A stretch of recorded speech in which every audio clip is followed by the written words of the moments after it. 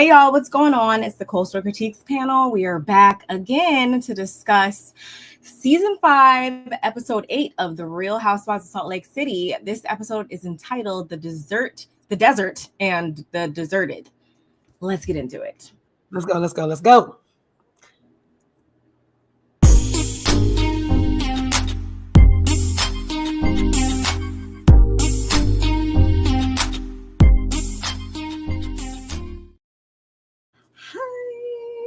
Hey.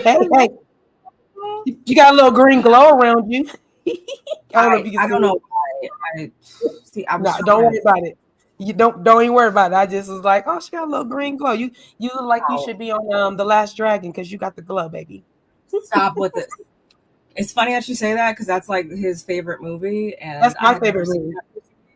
I had never seen that movie, and so you know all 5 of my children, who 3 of them are younger than you, have seen that movie and love them. You know, that movie came out when I was like 15, 14.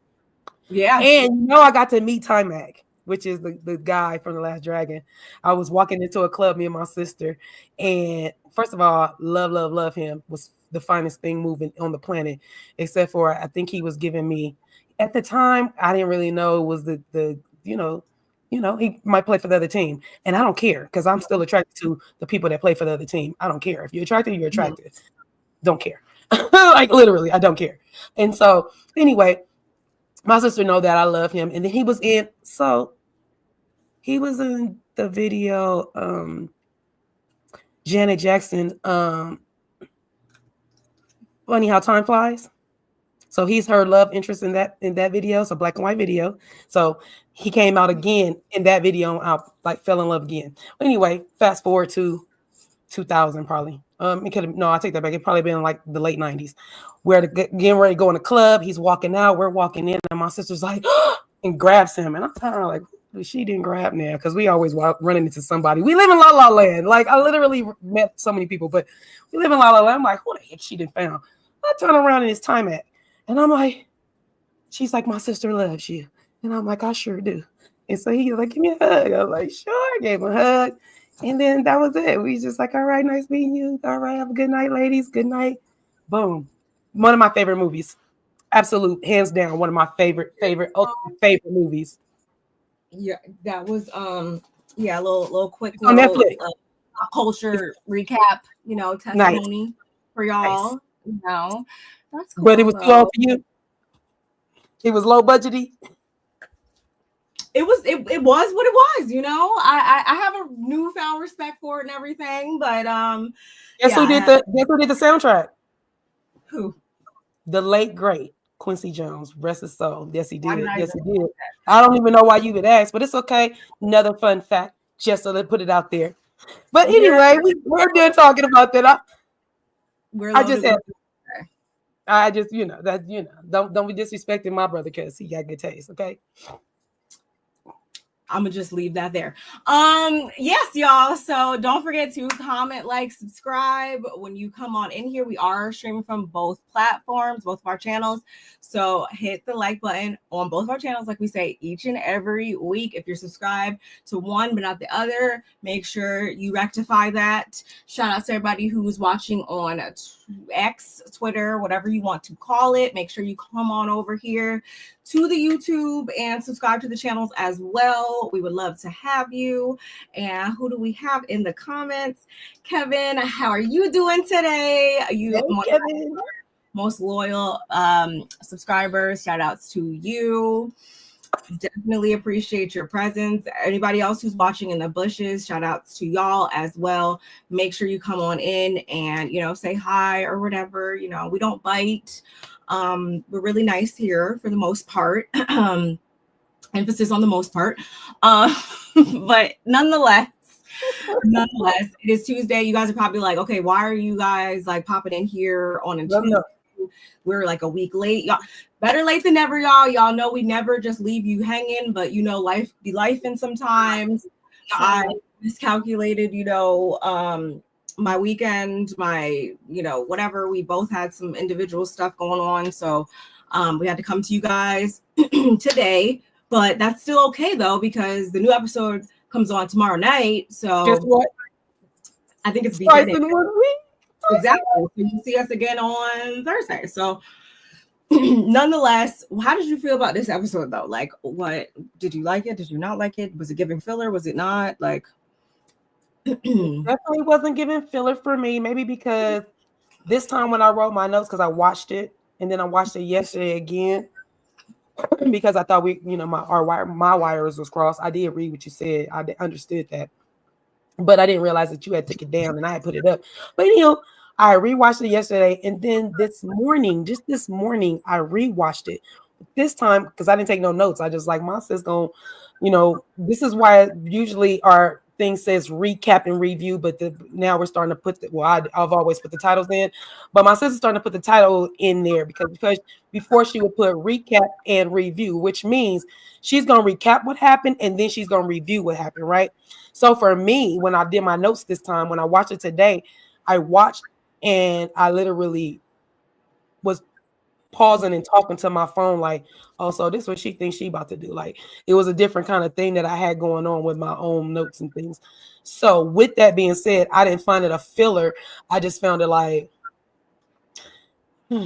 Lisa. yeah. Lisa.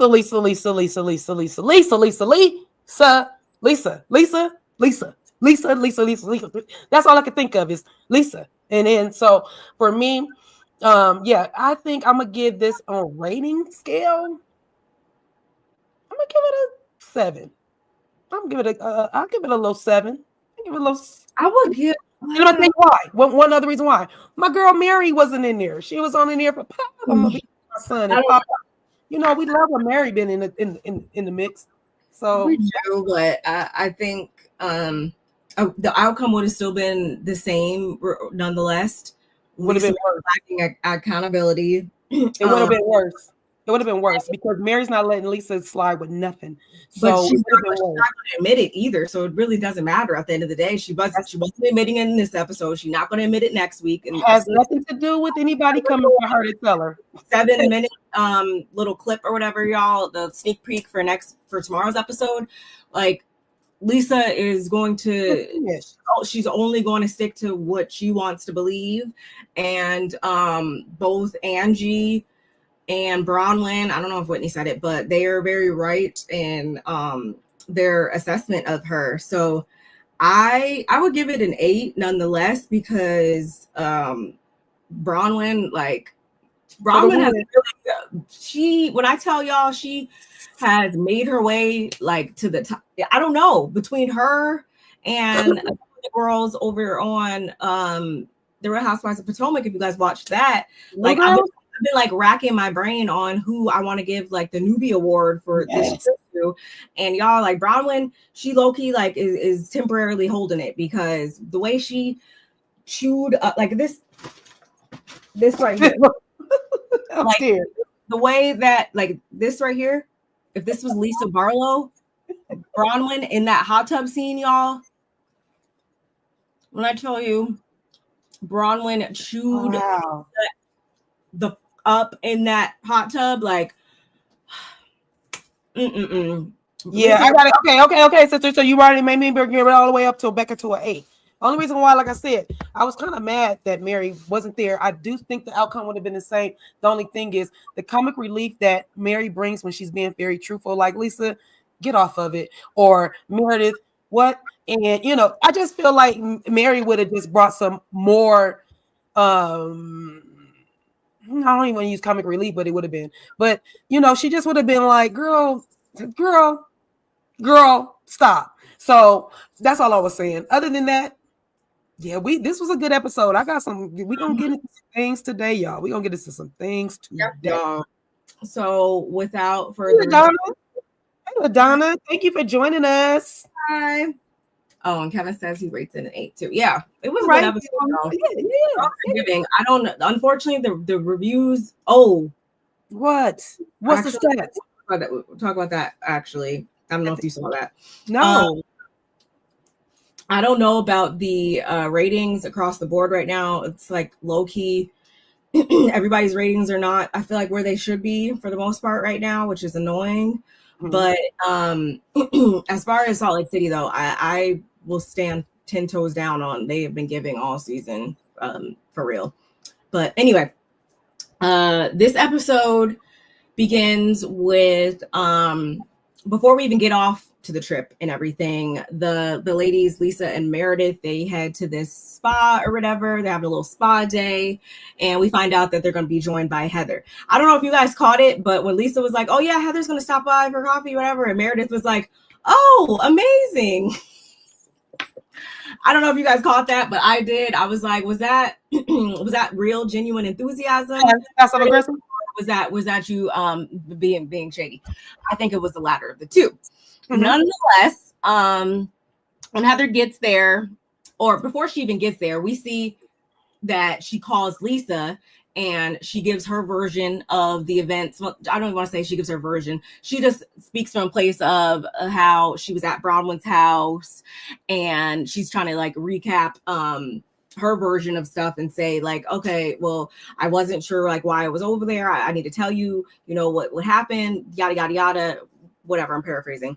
And that kind of sets that sets the stage for that sets the stage for us as audience members to know that Heather is still very much on her BS. She's going to come in there and give her version of the events. This is just, and Lisa's already fallen for it on the phone.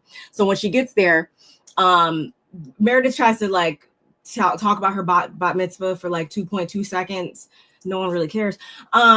And then Heather used that as a segue to say like, oh, well, are you telling me this to not invite me? Because, you know, I just left homegirl's house and, you know, that's the vibe that she was giving me over there. And then she goes on to talk about how she's not been invited on the upcoming couples trip because Bronwyn, she wanted to have a sit down, and she immediately starts telling them how she just wanted an apology from her. She just wanted to move on, and yada yada yada. And Bronwyn just basically told her that she is a person. And then Lisa jumps in to talk about how, you know, well, how is she going to call you that when she barely even has spent time with you to really get to know you as a, you know, a person or whatever. And Heather's like, you know, she was weird stuff, and she was just like apologizing, but like I never heard, and I'm sorry. I was just so confused the whole time. She was just being so weird. I didn't understand why I was even coming over there in the first place. Like, you're manipulating me, like just totally trying to get them to see things her way and to rally support from them. And she's like, you know, so was I supposed to apologize so we could be good and I could go on the couples trip? Like, that's basically what it was. And so then Lisa's upset because she really wanted Heather to come on the trip. And Heather also wants to know what's going on between Bronwyn and Lisa because, you know, they kind of have their little issues right now too or whatever. And we find out that Bronwyn actually had called Lisa as well to see if things were copacetic, were they going to be able to, you know, coexist with Whitney and Justin and all that. And the way Lisa took it was like, as if Bronwyn was making them the problem, saying that Lisa was, you know, the instigator and the person. Hit dog collar. Oh, huh? What you say? Immediately, y'all. She immediately was very much on the side of like, okay, well, just because Bronwyn, you know, called her to check. And that's actually my first question is going to be like, did you guys feel as though that was Bronwyn trying to be messy or place the blame on Lisa or whatever? I didn't catch that at all in her tone. I think it was very straightforward, very black and white. Like, hey, we about to all be in a house together. Are you going to be able to be up in the house or not? I don't think that it was laced with any malice. I don't think it was laced with any blame or anything like that. But of course, Lisa is going to see it the way that Lisa wants to see things. That's the narc in her. And why in my notes, that's like basically, I had a question. I started my notes with a question, and it kind of sounds literally, hey Colette, it kind of sounds like the same question that you asked. Excuse me, guys. But for me, Lisa she's such a narcissist that she can't get out of her own way. Like she literally gets in her own way. Like the mirror gets like right here, and she's like, I'm gonna walk in it, or I'm gonna just keep bumping her head into the mirror. That people keep placing it in front of her. Like it's weird to me. And when she should not do that, she doesn't even know that she's doing it. So she just literally everything comes back to her. Everything comes back to her. As far as what you said, Bronwyn to me never had ill malice. For one, we said this last week. She wouldn't have invited her over to the house. Let's start there. Let's go with that. Bronwyn is not gonna invite you over to her house if she thinks that she is trying to start something. It seems like she was extending an olive branch. Not only that, she literally started off with, this is what I've done, and and maybe you took this the wrong way, but this is what I did, and so is there anything you want to add to that? And you took that as, oh no, I owe you an apology. It's like, okay, if that's what you think that I said, yeah, you probably do, because you said it out your mouth. But on top of that, girl, Bronwyn literally, to me, did everything she could do as far as it came down to Heather. Heather, for whatever reason, she flipped everything and stormed out. And now when she tells the girls that, I feel like she's manipulating the whole thing. And not only that, she even turned around and said to Lisa, like, like, where is your friendship? And, because she said that she had to call you and ask you how everything is. And it's like, yeah, I do, because, y'all was just at Angie's house showing y'all at her house. And for Lisa to say, well, my husband's a CEO and he knows how to act. Well, your CEO husband didn't know how to act at Angie's party. And that's why Brahma wants to be clear that your CEO husband knows how to handle you and himself. That's what that was about. So when she brought that up, I was like, girl, please don't throw that up, because Justin is just as much a CEO and a boss, just like your husband. So girl, miss me with that. And like we keep this whole review is going to go back to Lisa. It goes right back to her. And we're not even talking about you. We're talking about Heather and Bronwyn. Lisa, go ahead. Yeah, that was very much coming from a place of or Lisa thinking like, okay, like she's the only person that has something to lose. Like last time I checked, like y'all all are of a certain social, financial status. So therefore, I would think that you guys would all be looking at each other like, okay, we all should be holding ourselves at a certain standard. You guys are all peers at the end of the day. So I don't know why we're even acting like that's not the case here, Lisa. And I'm also glad that, I'm glad that you even brought up the whole, her bringing up him being a CEO and all that stuff. Yeah, you basically hit everything I was going to say. The only other thing I have to say about this scene is how when Meredith jumped back in, she was talking about how she was confused about going on the trip because from last season, she was one accused of all these rumors, etc., etc., etc. And Sean apparently, I don't know what podcast it was. Y'all let me know in the comments if you've seen it or whatever. She let us know that that he went on a podcast and he said that she's using Brooks, her son, to deflect and shift the focus from all of her wrongdoings and whatnot. And so Meredith actually spoke to him a little bit about this at Angie's party and told him, how it hurt her feelings and everything. And he didn't outwardly say he was sorry or anything like that for talking about her son. We do see the little unseen clip, like I just said, and all we saw was Sean say that that's how he felt. We don't know if that's all. We didn't see the entire beginning and end of the conversation, so I'm not going to say that he didn't say anything more or whatever. Like I said, didn't see the podcast, anything like that, but this is just Meredith's take on it and how she's feeling going into this couple's trip. Do you have anything to add to that part? Yes, I do. Because we don't know the whole story, and they didn't pull anything else that was in the podcast, which means for me, I think that if he had said something outside of or said more that was incriminating or would have made him look like, yeah, you went in too deep about Brooks, who is a grown-ass man, who is also Meredith's son, but a grown-ass man. You know, when we talk about what he said, I feel like we would have got something extra. So if he goes on like everybody else goes on, the way you make me feel. Well, you made me feel. We all gonna there's no right or wrong answer when you use those words. The way you made me feel, you can't debate that. Now we're gonna talk about factual stuff. We can talk about facts all day.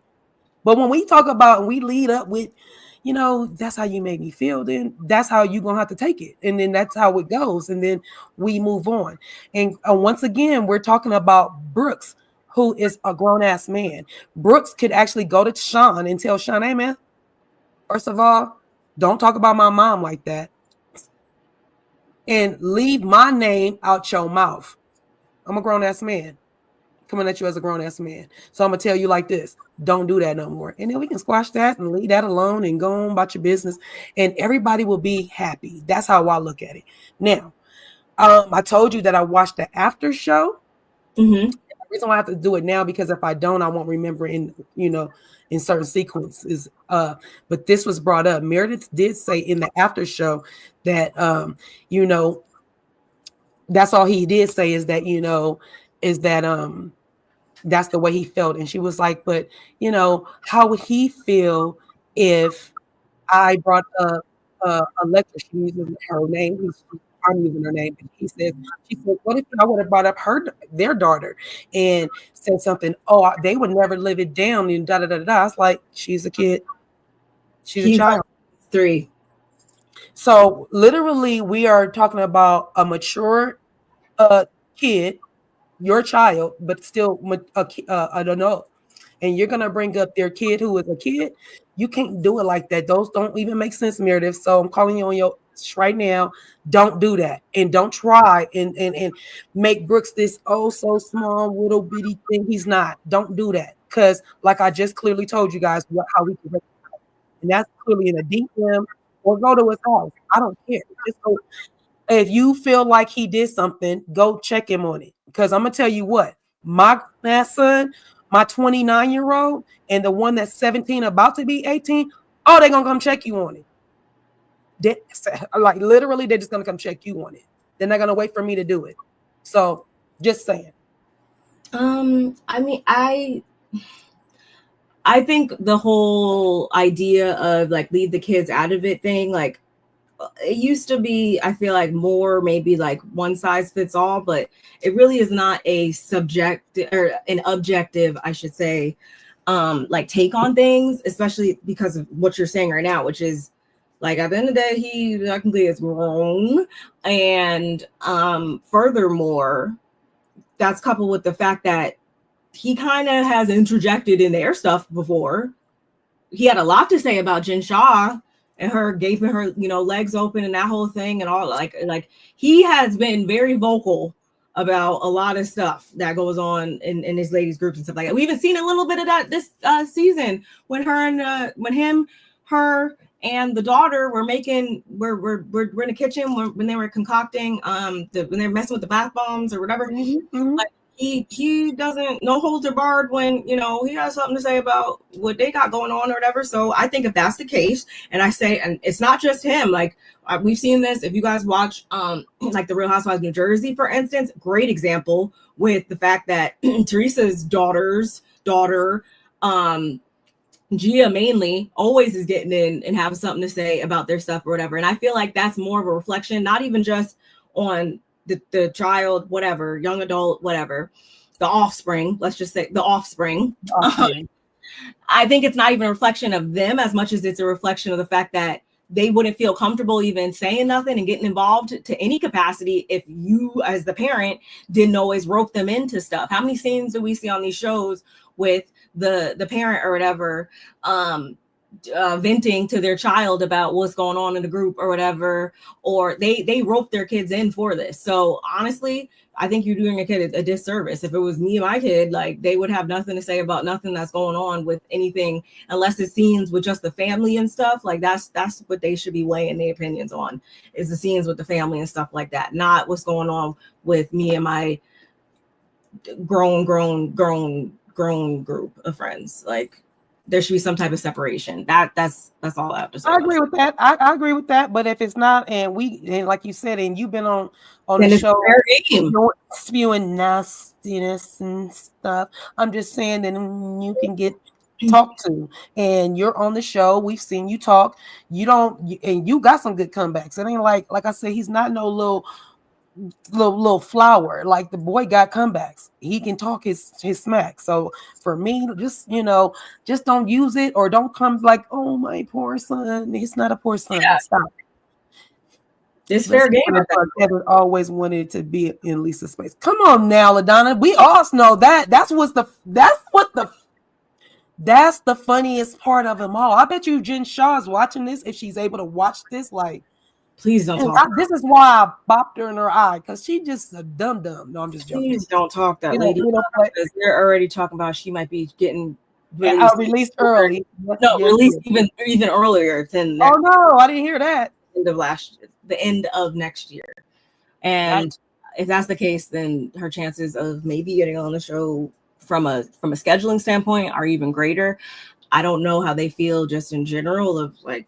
We haven't confirmed whether or not they would be okay in general having her back on the show, the network. But as far as timelines are concerned, that would allow her to be on like next season then. And I don't. Do you guys want to see her on back on the show? I don't really care about her.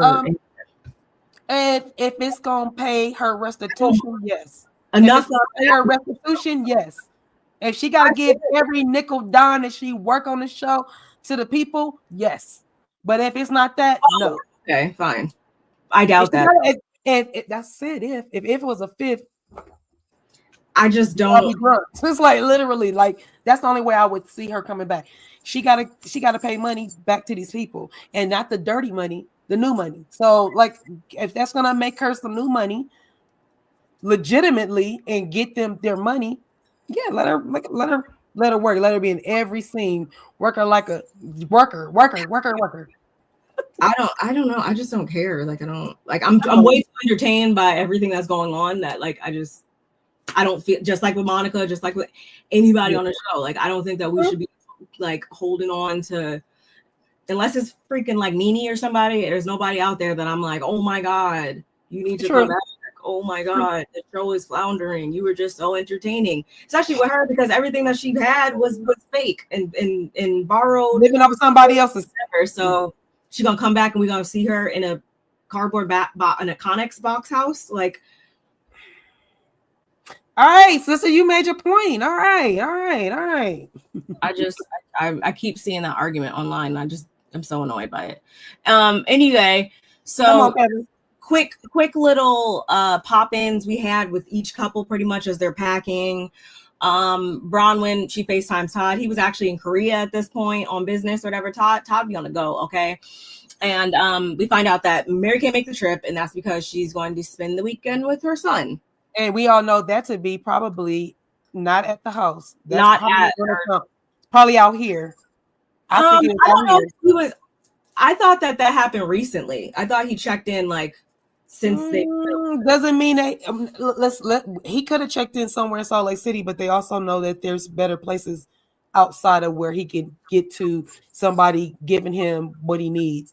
So I don't know. I'm saying that to say they didn't show that because she hadn't shared that yet. So in my mind, when she says it, because even if we didn't know that, and she said, I'm spending time with my son, we all be looking at the TV like, what, girl?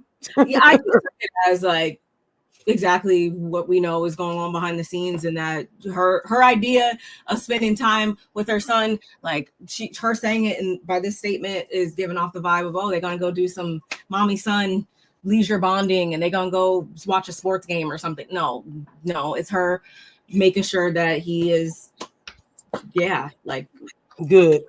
Yeah, good is how we will say it. As far as and Todd's whole thing is, you know, he is zero drama. He don't want any types of drama on this trip, period. Angie and Sean, they are packing. She just got some new Versace. But as far as like the dynamic and everything, she is still at odds kind of a little bit with Lisa. Of course, they have some issues going on between them still. And what else was her thing? Yeah, she doesn't know if they can even get back to where they were or whatever. So she's going into this and with that headspace. In that headspace, I should say. Whitney and Justin, she checks his temperature on how he'll be around John. He's kind of optimistic about it. He doesn't foresee any issues going on between the two of them. But the only stone that's left unturned is this whole apology. Lisa's still wanting the apology. They're very much firm on he doesn't owe her an apology. So that's just kind of like, okay, that's that situation. Then we get Lisa and John. She's not super excited because not only does she have stuff going on between her and Angie, she has stuff going on between her and Whitney, and she's still steadfast that he owes her an apology. She's not letting up on that. John says he's not going to force Justin to give an apology. But you know, we're just gonna have to see what happens from there. And I want to say they said that Denise, her sister, is watching Henry, so of course we tie things up with them in this scene with her talking about how she's still very hurt that her friend basically called her a bad mom and all that stuff. You have anything to say about those little okay? So on my notes, I agree with Todd when he says he doesn't want to hear any arguing on his trip. When he talked to Bronwyn,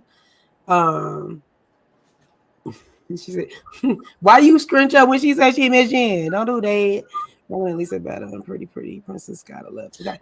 Hi, Michelle. Hi, Michelle. Thank you because I think you are new here, and we appreciate you for being here. I'm not sure if you know, but we are streaming from California Cuties channel and my good girlfriend, my little sister right here. BarbMeetsWorld. This is probably who chat you're in. So make sure you go to both channels and hit the like and subscribe. Please, appreciate you. But getting back to my notes, I said, you know, he didn't want to hear no arguing on this trip, which I definitely agree with that. This is their anniversary, so definitely don't want to hear that. Angie and Sean, they both agree that Lisa had been being mean to get away with.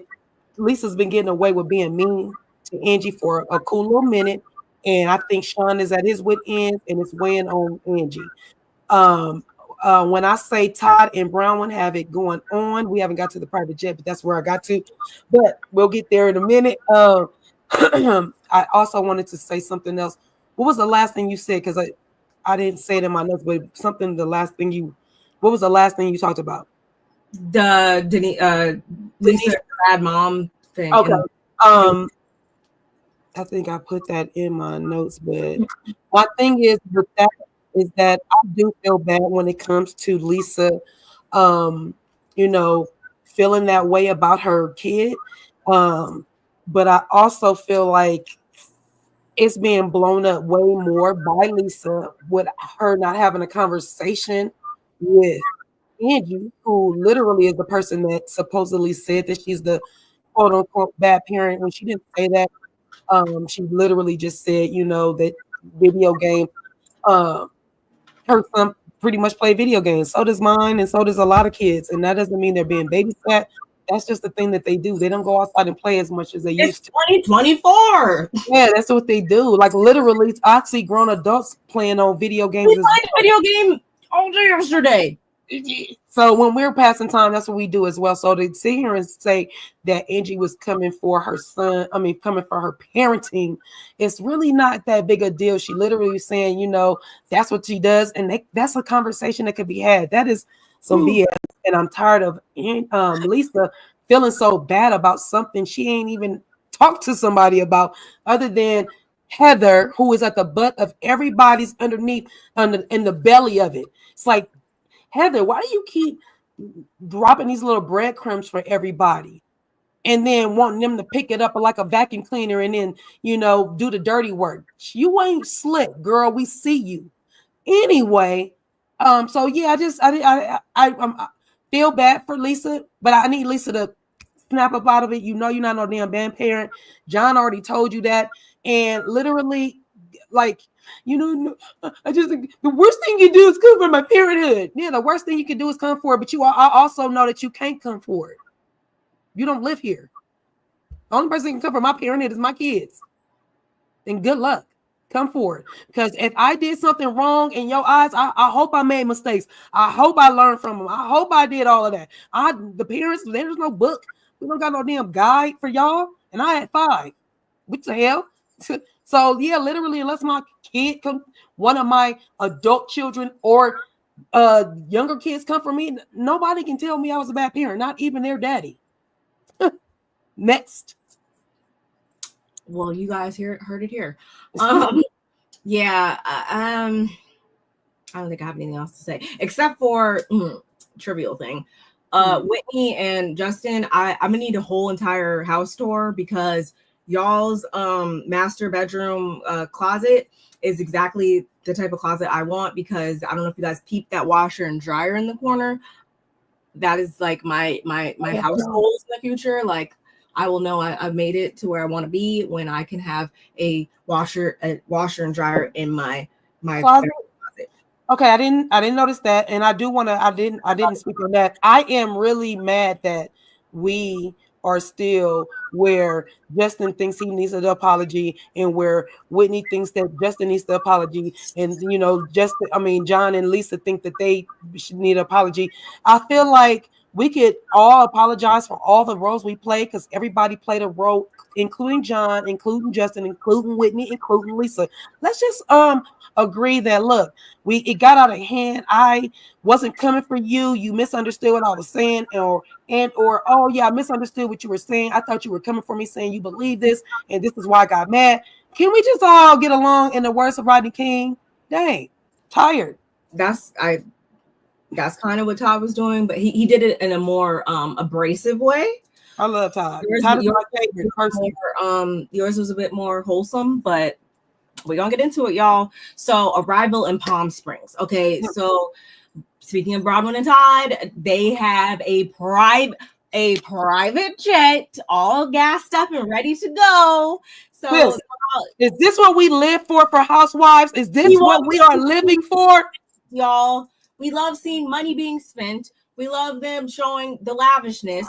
Bronwyn and Todd really have that coin. And it's not being faked. It is very much money is where their mouth is, if you ask me. Love to see it. Give us more. I loved it. The husbands, they're kind of getting acquainted, or I should probably say, like, Todd is getting acquainted with them, because this is kind of their first time, I think, meeting Todd or whatever, because he's been on business and MIA and stuff like that. So everything was good enough for the most part on the plane. Of course, there was like a little bit of awkwardness and a little bit of like, okay, I'm gonna sit here because that person could sit over here. So it was a little bit of touch of that, but for the most part, I would say it was fine. Of course, once they land, they all hop in SUVs and they're heading off to where they'll be lodging. And so, it's Meredith, Seth, Lisa, and John in one car. And so Seth, being messy, asks about the altercation between John and Justin. And John gives his version of everything. And they speak on how since the beginning, they've had this brotherhood, this like bro code where they know at the end of the day, we're supposed to stay out of stuff.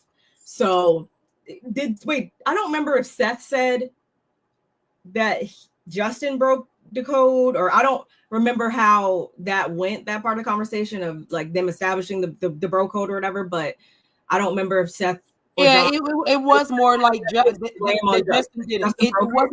It was more like Justin did it, only because the way John worded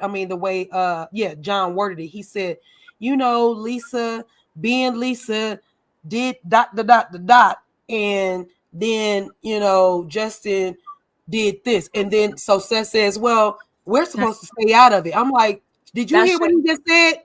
Lisa being Lisa came for the husband. So now the code has been broken. It's been broke, cracked, fractured. And now it's a new code that's been moved, because if there was women's business and it stayed with women, that would be okay. But the woman, wife, came for a husband.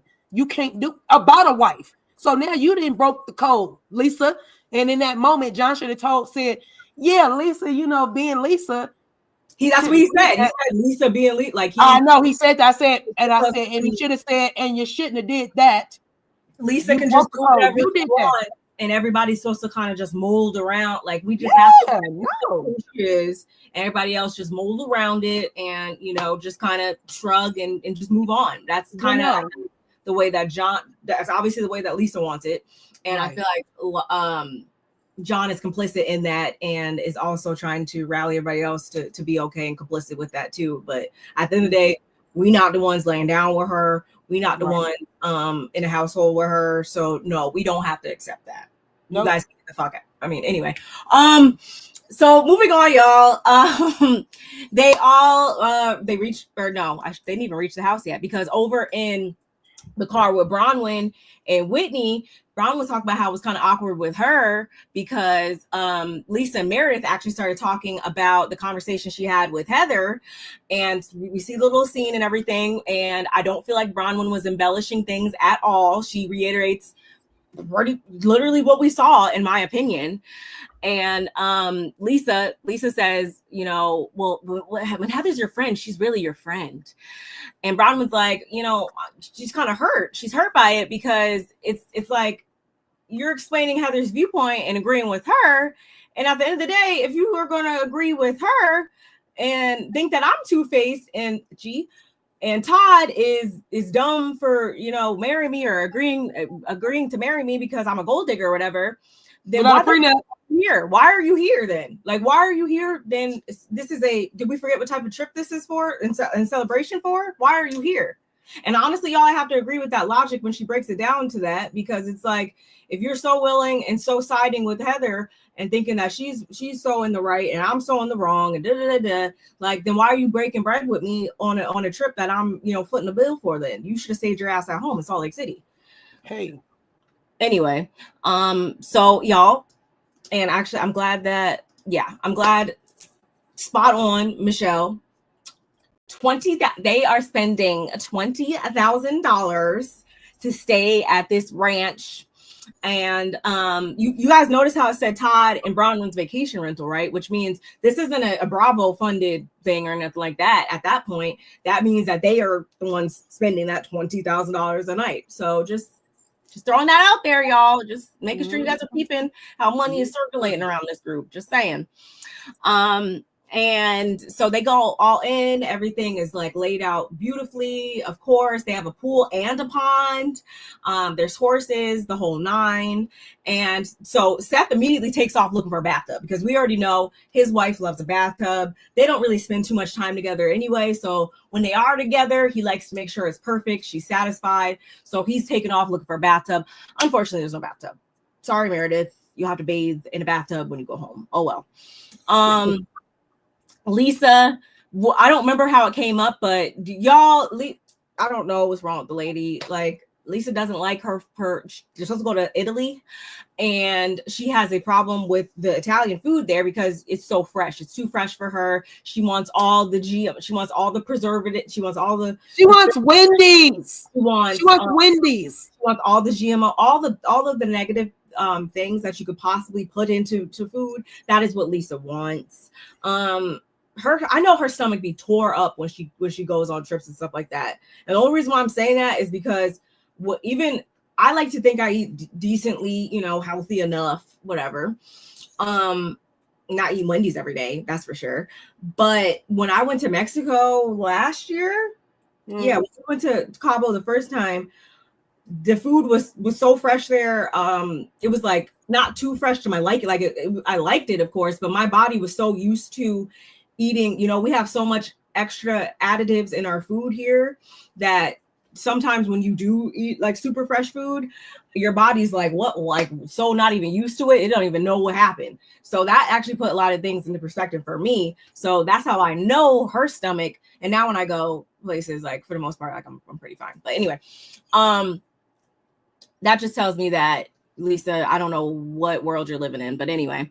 Then we get this really interesting scene, y'all, between Todd and Bronwyn, and they have a private jeweler that drove up from LA that has several millions of dollars worth of diamonds and jewelry on her.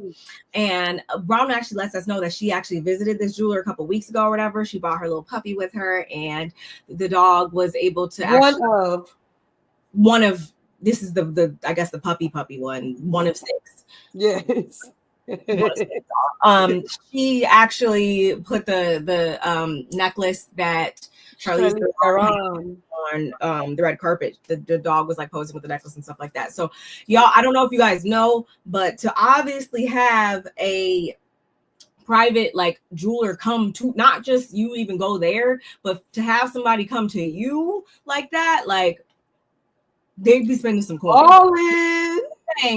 Just saying, I'm glad that you said balling, because at this exact moment too, mind you, they're over here like in the little like covered like patio area or whatever, but directly behind them is the volleyball court or whatever, and we see Angie and Sean out there like trying to play some volleyball. She's yeah, Dad used to play, like I got this, I'm good. Somehow the ball ended up in the water, y'all, and I just have to say, I have to give Angie her props, because if there's anybody across like the franchises that are going to give us a unserious, funny freaking moment, it is going to be Angie every time. I'm not mad at it at all. She's the queen of unserious scenes where she can be kind of simple, because she's trying to get the ball back. It was not trying to come back. Meanwhile, Meredith and Lisa, they're over here chilling by the pool or whatever. And then I want to say John came out at first and joined them, and then followed by Seth. And he gives her a drink. Everything's cute for like 2.2 seconds, only for him to say, hey, sorry, bad news, but I'm actually gonna have to leave early. I'm actually gonna have to leave tomorrow morning or whatever, because I need to get back to work. I need to get back to Ohio. I'm very sorry. I know we talked about this. And she's like, what the? Are you serious? Because we definitely did talk about this. Not only did I tell you it was a couple's trip and I would like the other half of my couple here, but I told you that when it was going to be, and not only have you been gone the last 2 weeks, you're about to leave next week. This is actually starting to feel like she's starting to get like her PTSD from where they previously were in season one. Where she was, they was polar on two polar opposites of going forward with the marriage anymore, and she's starting, I guess, sink back into that place. So she's rightfully upset or whatever. And Lisa and John were there too, which I wish the camera would have panned onto their faces, because like I felt like that would low-key been a little awkward. Like just go over here, because Meredith, and I feel like obviously Meredith is not the type to be like screaming from the top of her lungs all day, every day about things and extra dramatic. But I will say I could tell she really was pissed, because like y'all know when you're so pissed that you're like, I don't want to say calm, but it's just like, really? Like, and that's where she was. You're assessing. He actually talks about or he tells John, because she's like, I need a moment, and they walk away or whatever, and he tells John like, or no, he said it in his confessional. He was like, you know, she has insanely high expectations, and it's just like he can't meet them all every day. He can't meet them any day or whatever, according to him.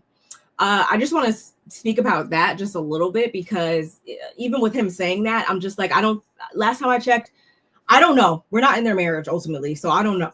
But from what I'm seeing, if it's just about this whole he's always gone thing, I don't feel like that's an insanely high expectation. And she even talks about like she's the last person to, you know, complain about a hard worker. But if this has been a huge point of contention and you've actually admitted it, and there's probably a lot of, I'm assuming she has said at one point that like he had missed a lot of stuff maybe with the kids as they was growing up and stuff. You saw MIA all the time. That can really get that can really be bad, and especially because they're she's in her 50s now. I'm assuming he's in his 50s now too. Like I would think that by that point in time, like your businesses and stuff should be on autopilot, or at least functioning to the level that you don't have to be as present.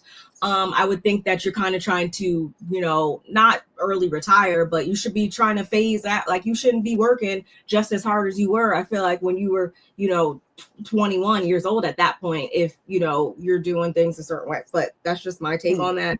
I don't feel like her stuff is that insanely high if it's that. And I think, yeah, at a minimum, she said, because it's a weekend too. It's not even like tomorrow it was like the weekend. Like, you knew it was 2 days. It's not that serious. Like, I feel like could have moved some stuff around better, because at the end of the day, like, you can say all day long until you're blue in the face, like, okay, you're working so hard to like give us a certain quality of life or a certain, standard of living, but it's not really going to matter when I'm out the door and you just not what you're going to be doing it for. And at that point, there's no reason. And this is actually something that I have dealt with in my own life, especially when I first got married and my husband was working like 7 days a week. And so I know how it feels to, have an imbalance as far as like schedules and stuff, and to be feeling like, well, dang, like, I want to do the couple stuff, but my other half isn't here, or, stuff does get lonely. So I definitely can empathize with her on that.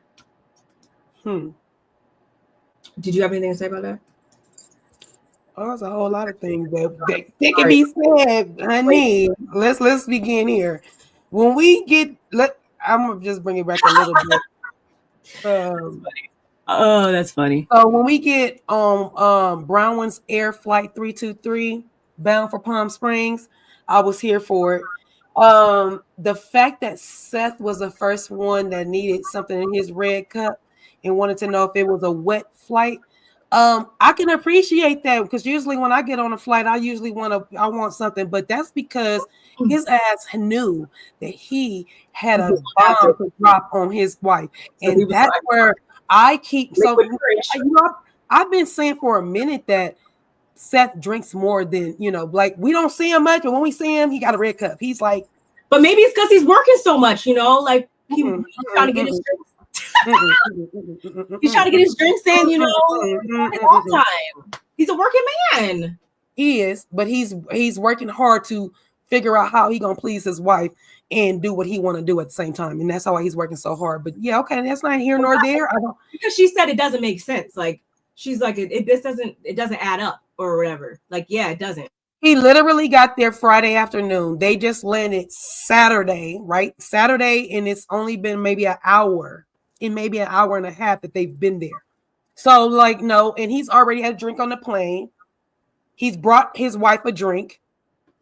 And so for me, I'm just like, you knew what you was doing. You knew when you took that call.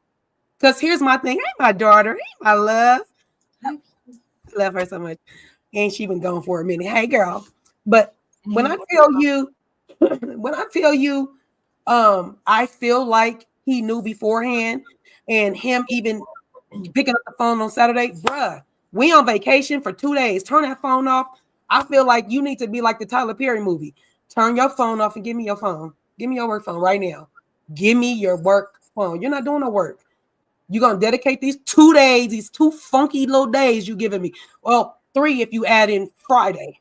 Okay. But we gonna say Saturday and Sunday is the day that we're going to use for the day that they got there. You didn't even wait. So that was irritating. What else I'll say? Lisa and Meredith and their husbands. Oh, we already talked about who was in the car. It made me mad to find out that Lisa said that, when I got on the plane, I was feeling kind of awkward. And so when I seen Justin and when I saw Justin and Whitney, I went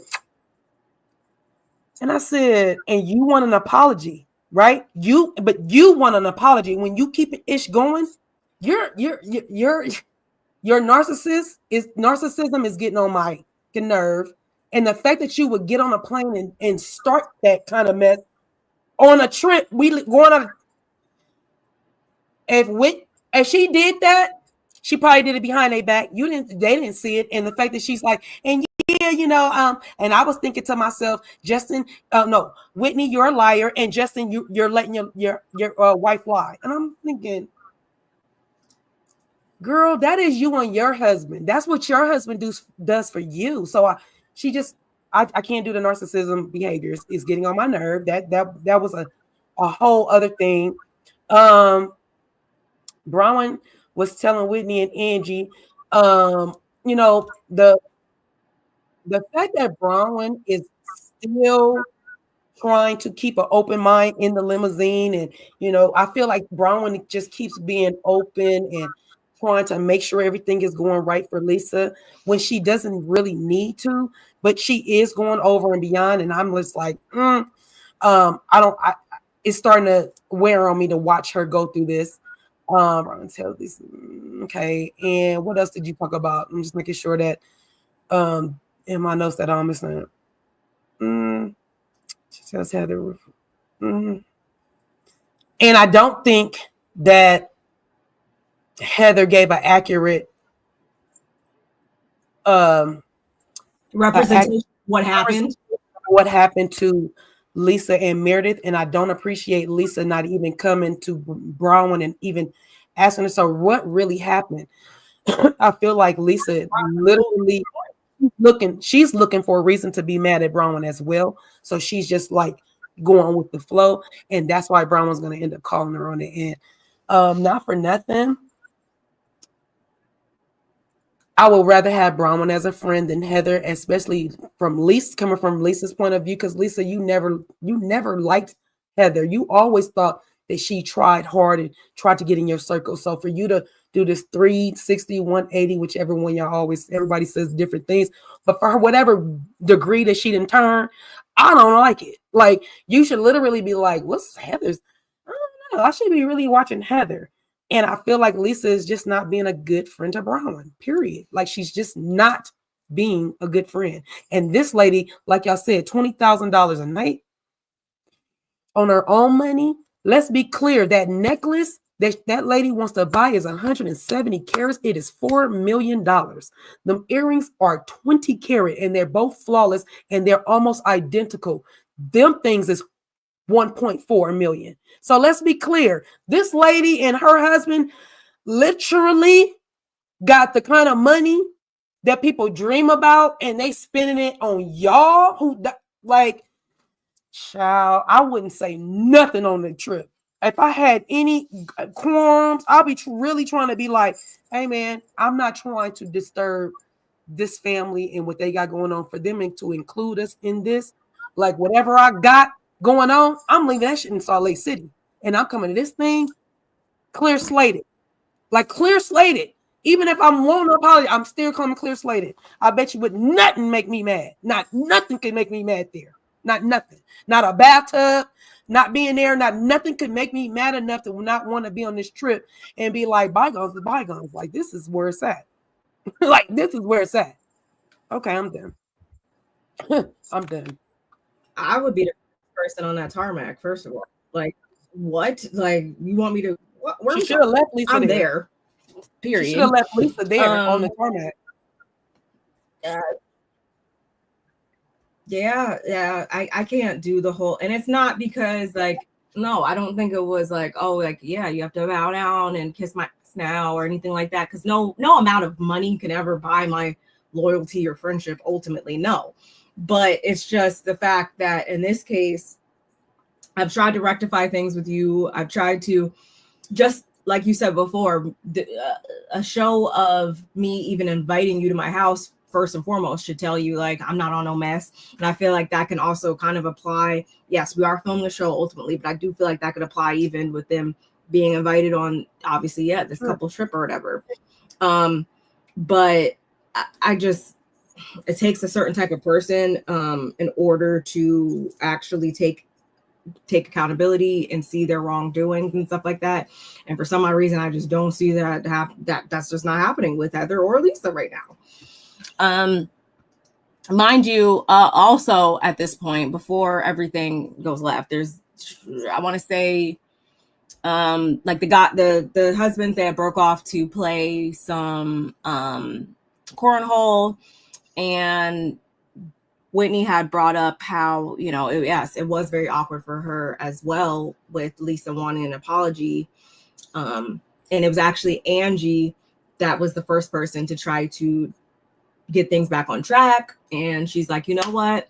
I'm gonna be the peacemaker. I'm gonna get, the party started and break the ice by getting some shots of Vita tequila. So she takes around like shots to everybody with Vita tequila, because at this point, guys are over here.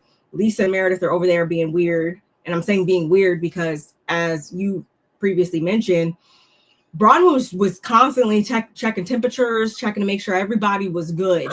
She's very much aware of the dynamic in the group right now and how it's very fractured. So we even saw the scene of her asking Lisa, like, everything good, or whatever. And the thing is, like, Lisa's never going to be like a certain way to your face or talk or say how, irritated she is by anything. She's just going to start being like stank and condescending and throwing like shade and stuff like that. We see that every single time. And I feel like she even said that I don't remember exactly what she said verbatim, but I remember when we got that clip of Bronwyn asking was she and John good or whatever. I think she tried to make it about like, oh yeah, like we would never be the problem or something like that. Like it's always some slick something or whatever that lets us know that she still has a chip on her shoulder. Mm-hmm. Moving on to this hot tub confrontation though. All of the wives, they get in the hot tub. The husbands are chilling in the pool, which are obviously like right next to each other. And so Bronwyn actually breaks away real quick to go look for her phone at first. I think she went to look for she went to use the bathroom as well, whatever. So Meredith, y'all pause for 2 seconds. This is another little, like, we get these spontaneous utterances from Meredith. And I guess they're just to obviously let us know that she still exists on the show, when we've been very vocal. I feel like these last couple of weeks talking about like, Meredith, what is your purpose here? Meredith. At this point, Meredith could have stayed home. Maylee, they should have bought Maylee instead, because like Meredith, they should have brought Brittany. Even though I know they don't get along, but I mean, like, literally, if we gonna do this, she might as well have brought both of them if we gonna be on the outs anyway. Go ahead. Pretty much. Because Meredith brings up her hearing aids in this point, and I am the last person. Don't think I'm trying to make fun or belittle or downplay her and her hearing loss, because I have hearing loss. So I by no means am I ever going to make fun of somebody, but I'm just saying that to say, like, girl, where did that even fit in the It was just so lost. But she's now proud owner and wearer of some hearing aids that also double as AirPods. So just beware. That's good to know that exists, though. I ain't know that, but that's dope. I imagine I'm just thinking about me, like me putting myself in their shoes and being at the reunion with my hearing aids and just like, honey, and pop that music on. Like somebody's saying BS to me, and I'm just. I put that in my notes. I'm like, Tina Marie all in my ear. I ain't thinking about what you got going on, girl. I ain't thinking about not one thing you do. I would be so zoned out in these scenes. They probably think like, what is she smoking? Because he is like gone. Yes. Anyway, we also get, and I want to actually ask you guys about this. So when we're over here with Seth and the guys, he actually turns to them to have like a little toast or whatever, or cheers to the fact that, and he said, you judge a straight man by their wife, period. And they all crushed it. Todd said some other funny thing contrary to that, whatever. But I just need to ask you guys with that, did you guys feel like that was shade? Because some people seem to think that was shade being thrown at Sean specifically. Did you guys think that was him? No. Okay, let me get my notes. But Seth is funny because basically he was trying to say, they got the top of the litter. They got the best looking girl wives. They all bosses. We on this show. We're doing it big. And that's how I took it. And then Todd basically was saying, oh no, Justin, the way he put it, he was trying to be like, yeah, we hit it out the ballpark, we did this. And then Todd was like, we gonna put a new spin on it. Like literally, it's them that got the winners. We the ones that are the prize in this couple thing. But excuse me, but what's funny is when it comes to you, Todd, it is the truth. That's why you could say that. Everybody else can't say that, Buki. And that's why everybody was like, oh yeah. Like, no, that Seth knows. Like literally, I mean, I'm not saying it should be equal. Yes, some of them are equally yoked, but when it comes to Seth, I feel like, I mean, Todd is like, yeah, but I ain't chopped liver. Like, I know I'm a prize. I know I got it going on. So my wife actually got the catch. She got the big fish in the I pond. just thought that was him being funny. Like, I didn't. No, it was. But the fact that Some Seth, people out of all the people to say it, that Seth said it was like, shut up, red cut, shut up. Stop, shut up, red cut. Not stop. Not. And that's where I ended my thing. That's what I want to say too. That that I'm mad I went all the way down, but that I just to bring it back, Seth does things like literally I feel like I told you he literally has red cups where he's drinking so that he can almost grab so he can say to Meredith, like he has to build up to it because he's doing too much. Like being gone every other week. Well, literally supposed to be gone every other week, but if you're leaving every week, yeah, you already started. You already messed up. Like literally, you're supposed to be gone every other week. That's what Meredith said on the after show. She's like, but now we're starting to become every week, and that's the problem. Yeah, we don't need to do that. That's why I wanted to. I think it was more so this than it was the fact that, like, no, I do feel like they have this bro code of like, oh, we're not gonna get in their business, but I do also think, especially how John was kicked up just chilling at the end, and he was like, oh, okay, I guess I'll go talk to Lisa then. It definitely gave me the vibe of Lisa's messing this up for the men. They just want to be there and play and drink. And I wish Lisa's husband wouldn't just walk in there and tell her what he said. I wish he could see it for that she really is messing up the trip. He doesn't see it like that, so he can't even help her rectify it because you need your partner to hold you accountable. He's an enabler. Like, I know. That's why she's always going to think she's right.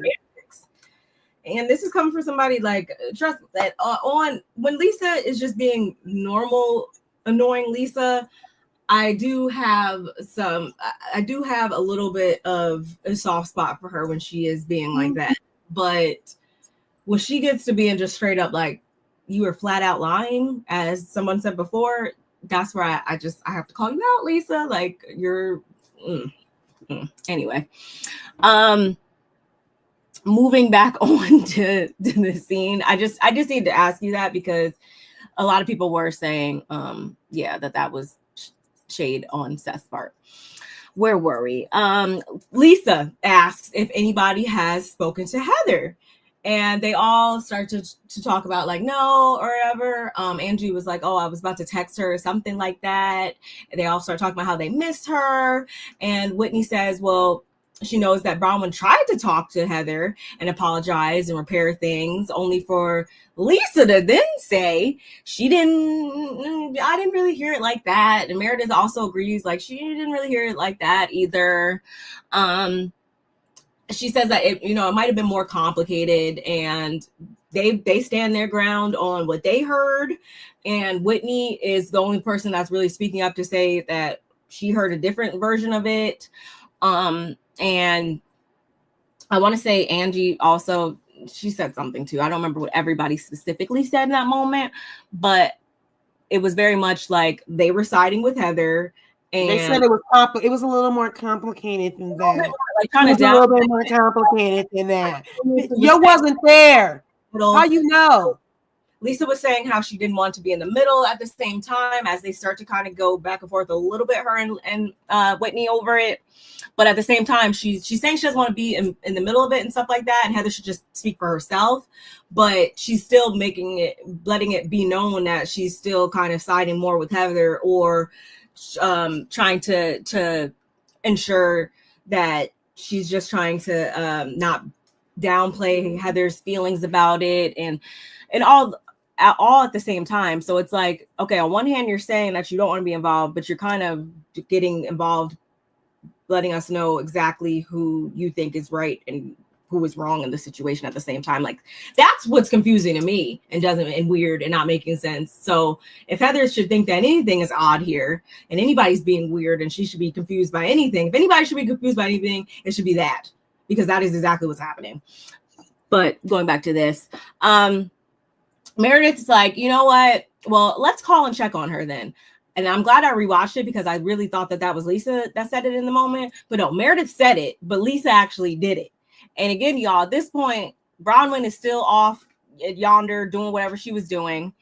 And so they call Heather. They FaceTime her, actually. And just as she's picking up and they're talking about they miss her, all the stuff, Bronwyn walks up. And Angie was like, see, you know, I missed her, but I was not dumb enough to like call her while I'm at a place that she was not invited to. And so when Bronwyn walks up and she hears like who's on phone or whatever, it's like, who? And this is all like, and she's like, what the? Bronwyn's obviously taken aback. She's like, okay, well, I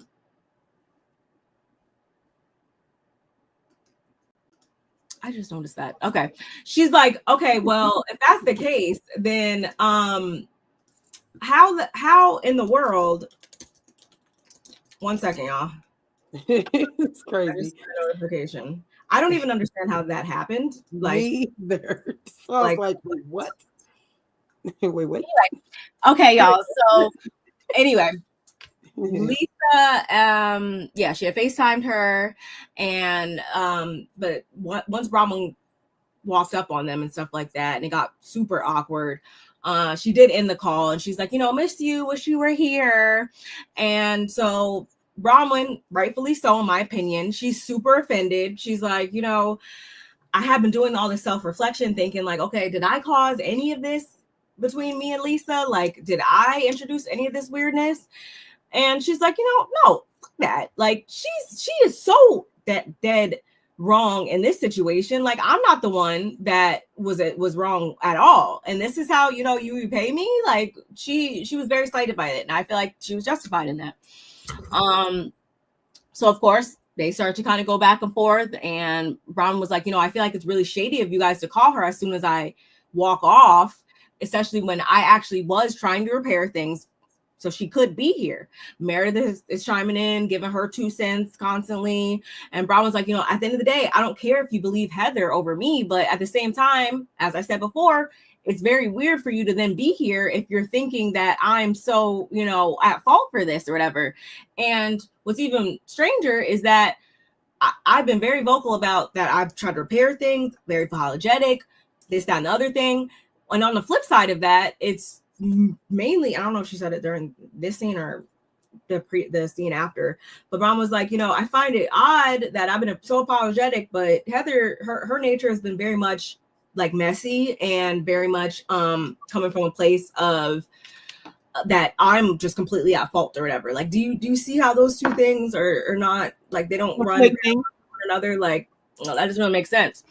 And Lisa, they're both like, you know, their voices are getting raised, of course. So the husbands, they're over there like, what's going on or whatever, and they're like, I'm staying out of it. I'm staying out of it. I'm staying out of it. I'm staying out of it. Everybody's staying out of it, except when we get to Todd. And Todd was like, I see what's happening. I think it's stupid. I don't like it at all. So we're already kind of peeling the layers back, saying like, okay, it's about to get like weird because Todd's feeling some type of way or whatever. So as they're still going back and forth, Lisa's like, you know, you're putting words in my mouth. Bronwyn's like, you know, she brings up Brittany and how like when her and Brittany got into it, Lisa was not there to defend her or check on her. And then she brought up how when with Heather and with Heather, yeah, she didn't defend her or get involved or whatever at the same time. And Lisa, I want to say Lisa, I don't know if she brought this up or she tried to make it about the fact that when she was going through her stuff, whatever, at the party, like Bronwyn didn't come check on her. So glad that Bravo played. Come on, production. Because I probably would have forgot because it was just so like insignificant at the time. But no, Bronwyn did walk over there and she did let it be known that she was checking on Lisa. Like, are you good? Otherwise, you know, I don't feel comfortable leaving here knowing you're upset. Like, she did make sure. And it broke Lisa down. Like, yeah, Lisa you don't remember because you was all just stressed. Yeah. Exactly. Very, very, very, very. She selective ass memory. My. How people just forget things. Interesting. Angie chimed in to defend Bronwyn a little bit. I will say, and so they're going back and forth and all this, and finally Todd like floats on over or whatever, and they're like, well, you know, we should just call Heather anyway or whatever. And or actually I want to say that was after that was before. That was before. She's just at her wit's end at this point. She's like, no, that actually made her laugh when her everybody laughed for a second. It kind of like broke the monotony a little bit because Angie was like, well, that's what got us in this argument right now because we call Heather like literally. It did, like, but at the same time, leave it to Lisa to start it back up again because she was still very much going off because put it back on her. We cannot label her as anything that she's not, y'all. And she's like, you know, I don't want to be involved. Y'all need to work it out between y'all. And Bronwyn's like, you know, with me and someone else, I'm always supposed to work it out by myself. But when it comes to you and somebody else, I'm supposed to ride your dick like it is my job, Lisa. And she drops the mic and she storms off. First of all, Bronwyn, keep coming with it. Because, girl, you keeping your foot on their necks. Keep your foot on Lisa's neck because her neck is thin. Let it be broke. I don't care. Keep it there because Lisa needs a dose of real reality. Meredith is not giving it to her. Heather dang sure ain't gonna give it to her.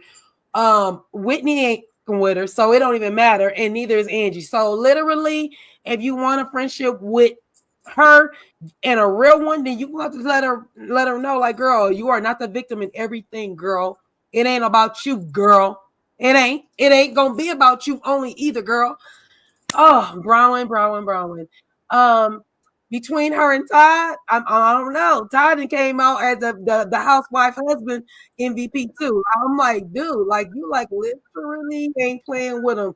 You see what's going on with your wife. You can read her body language. She over there snaking and talking. She like, so yeah, Lisa.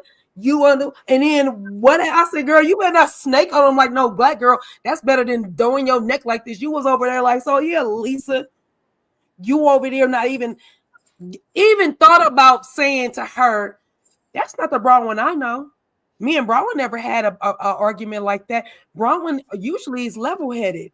Like you never, ever, ever have came and said that to Heather as if there is not two sides of a story. You just ran with what Heather said because you're looking for a reason to be mad at Bronwyn. I don't know why though, because it's gonna bite you on the ass. It's gonna bite you.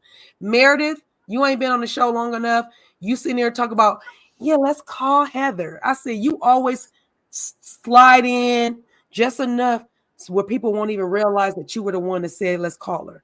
Like you literally don't, and you wasn't paying attention, you wouldn't even know why the call was made, but it's because Meredith slid in there and said, just call her. Yeah, okay.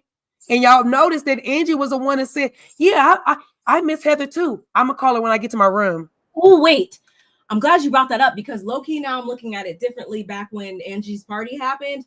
And Meredith was like so adamantly telling Whitney, like, you need to tell Lisa, like, what happened? You need to talk to Lisa. You need to talk to Lisa. You need to talk to Lisa. And it's like, Meredith, were you actually wanting them to talk and work it out or whatever? Because like you wanted to see that happen? Because do we not know that watching this show, 9 times out of 10, when people try to have serious conversations or talk about issues at a function, it's going to go left. So Meredith, why would you tell her to do that, knowing that it potentially could go left at this joyous, celebratory occasion? Just saying. That just made me think of that. Meredith's messy. Orange Blossom and also seemed like Whitney put a battery. I disagree only because it was I don't think she was doing a bit much. I really feel like I was trying to say, Angie even said, like, yeah, when I get back to my room, I'm gonna call her. Ain't nobody missing Heather that much in Orange Blossom. Ain't nobody missing Heather. Like, literally, they cool like that, but ain't nobody missing Heather like that. Don't, please don't. And if anybody would be missing her, I would think it would be like Whitney. And Whitney's not missing her either because Whitney's head is blown wide open from what the things that Bronwyn brought to the table. Not to say that, oh my gosh, like leave Heather on the dust, Whitney, because Bronwyn is balling. I'm not saying that. It's just that the fact is, like, literally nobody's missing Heather that much that they needed to pick up their phone in the moment that Bronwyn walked out to call her to be like, hey, Heather, we miss you. And then turn your phone around to everybody when Bronwyn's sitting over there like, hey, no, girl, no, nope. And the fact that they've been distant. See, here's the thing. Y'all been sitting over there. So if you would have called her over there when nobody was sitting over there, different. Miss her then. You missed her when I was sitting with everybody together. Nah, And I know it can make for good TV. Production could have did this. So I'm not saying that could have been produced, but the fact still remains that nobody's missing Heather in that moment. If you were, you would have been called her. You would have called her that morning. You'd have called her on the plane. You'd have called her way before this moment happened.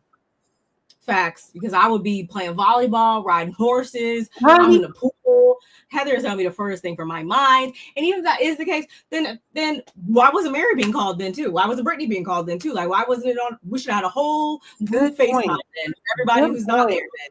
We'd have had a whole, like, no, it was purposeful. Meredith knew what she was doing, just like she knew what she was doing when she told Whitney to go talk to Lisa at that party. Moving on. Yeah, this is. Look at this totally different. So, okay. Lisa doesn't think that she's done anything wrong, like we just said. Whitney is the only person that goes to go check on Bronwyn, and she's like, Lisa and Meredith didn't need to come if they felt weird, and instead of Lisa admitting that Heather shouldn't have stormed out of her house, you continue to have this blind loyalty at Lisa. You continue to have this blind loyalty to my face, even when Heather's not in the room. Like, it's just mind-boggling to her. And so then Bronwyn also brings out the fact that Lisa knows what's going on with her family situation with Gwen and the dads, with the paternal grandparents and all that. Oh, that's that I was like, what? For a moment, I'm a woman of a particular age. My brain for it. I had a brain for it. Just didn't want to. I was like, what? Thank you. Don't want to talk about without expounding on specifically what she's talking about. Just a general umbrella statement of, I got family stuff going on, and she knows that. She's one of the only people that know that, and she hasn't even checked on me. Again, that's so true. The friendship is not reciprocal right now, bro. And and she's just calling it out for what it is. And it's the crazy thing is, if it wasn't because of that FaceTime and all of that, like, Bronwyn, I feel like she would have just been okay with this trip. She would have kept it cute. Like, she was checking on people and stuff like that. Like you said in the beginning, Lisa, you got in your own way with this. You got in your own way completely. And honestly, I wouldn't even put it past Meredith to have done this on purpose, because as a way to, like, get back at Lisa, like, they're nice to each other in their faces, but they know that they're it's called nice nasty. They're never going to be like this anymore. And I would not be surprised if Meredith did this on purpose to undermine Lisa low-key without her even freaking realizing it. Then let's get to Todd's intervention, y'all. So as Whitney and Bronwyn are talking, Todd immediately comes in to check on his wife, of course, and everything, and she gives them a minute. So they're talking, or I have some questions about this that I'm going to ask you guys in just a second. But we have Todd immediately saying that he's not doing this. So either they can leave or they can leave, like, but this is not going to continue for the whole weekend. Like, he's over it at this point. He's already told her.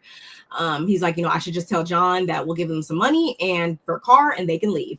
And I'm just like, the coin is just, I'll give you a car and you guys can leave. Like, talk about the money. Anyway, so then Bronwyn sees him as her shiny hole right now, because she's like, if that message were to come from her, it would just be maybe a lot more softer. She compares it. She says she needs a Nerf gun right now, but he's known to wield a machete. Oh, I should have got my machete. I got one too. Dang, I should have had that on point right now. She's like, okay, I don't know about this, but he's adamant he's gonna go handle it at this point. And so he steps out to talk to John, and he lets him know that he's not here with the arguing all weekend. It's got to stop, or y'all got to go flat out. And John's like, I'll go talk to Lisa then. And he goes to go talk to Lisa. Was that Meredith that was like right there for a second? Hold on. What for here? Right then. Let me just, before you even finish that sentence, in that moment is where John should have said to Todd, "Hey, don't worry about nothing. There ain't gonna be now. You are. Lisa is gonna be a church mouse in this house. You won't hear nothing. We're not leaving. We're gonna have a great time, and that's it. But no balls, John wants to sit here and be like, I'm gonna go talk to Lisa. No, go talk to Lisa, John, doofus. Go talk to her, goofy boy.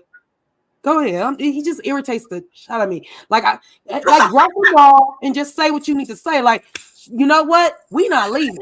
I'm gonna go. I seen that, girl. I seen it. Get up. I seen it. Kevin, you got jiggity jokes. I love you for it, and that was funny. Oh my god! Like I literally thought out there. I'm gonna let my sis catch that, and then I'm gonna let her go. Oh my god, that was too funny. Oh my god, hilarious! But literally, I just want John to just be a man's man and get respected by the men. Justin literally told you he was gonna pound you. I want somebody to tell me gonna pound me. You gonna pound me, bro? And you better been talking about like this. Don't you ever in your life come for me, tell me you gonna pound me, bro. Don't ever say that to me ever in your life again. Don't you never say that to me. Because as big boy as you is, pretty teeth and all, dimples and all, blue eyes and all, bro, you're not gonna pound nothing this way. So I'm gonna need you to keep your little empty threats to yourself. Because, bro, ain't no pounding unless it's like this or like this. Don't come with me. That's just why I would have been. What's up, my girl? How you doing, my love? But literally, I just would have been clowning. Like, that's what I want for John. That's what I want.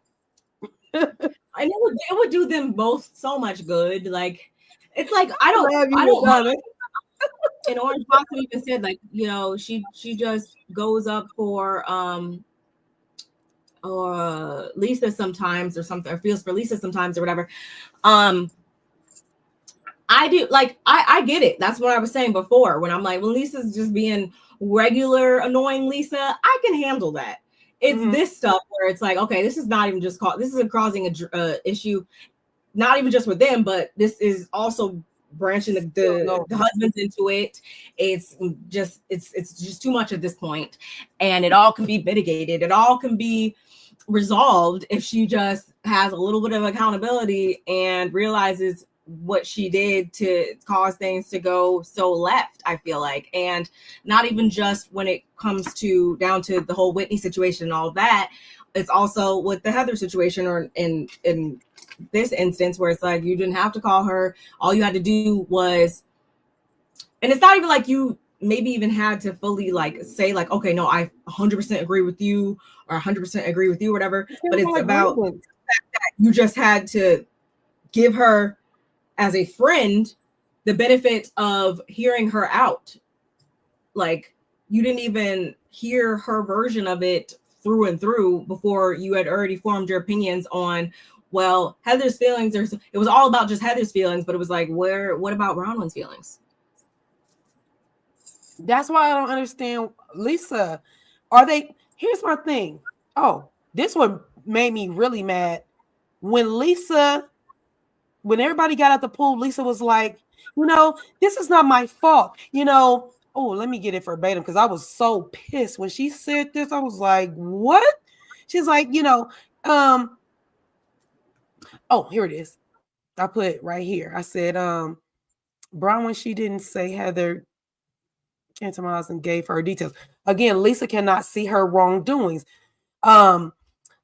Lisa had Whitney in the pool, in the pool, and Meredith. And before she got out, she was like, yeah, I didn't do anything wrong. And I just think that they both should talk.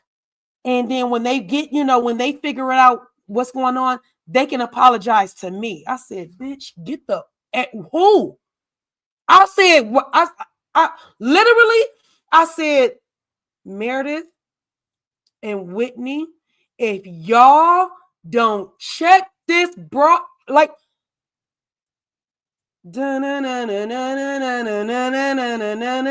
the old dogs and the old men that's in the track, that is the Twilight Zone music.